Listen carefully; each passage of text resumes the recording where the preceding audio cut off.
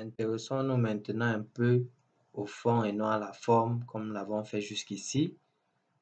Je vais donc partager avec vous ma modeste expérience sur la présentation de PowerPoint, notamment lorsqu'il s'agit de venir défendre son thème après une période de stage effectuée dans une entreprise.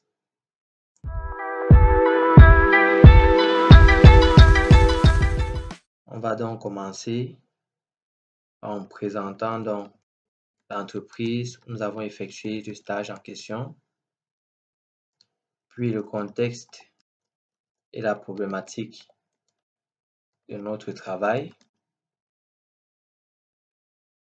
Nous allons énumérer les solutions qui s'offraient à nous pour résoudre le problème qui nous était posé.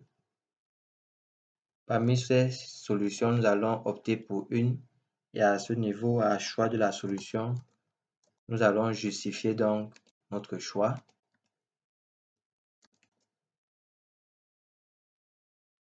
Par la suite, nous allons un tant soit peu décrire la solution en question. Enfin, nous allons conclure. On enregistre, on fait CTRL S au clavier. Là, on aura donc entreprise, accueil,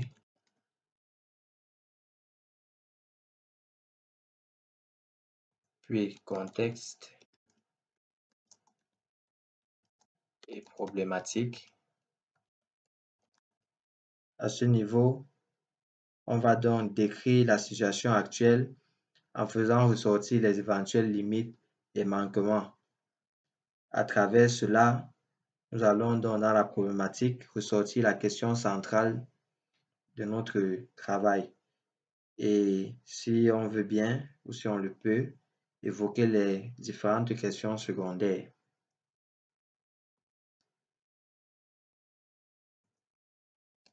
À ce niveau donc, comme mentionné plus tôt, nous allons présenter les différents canaux ou moyens nous permettant donc de résoudre le problème posé.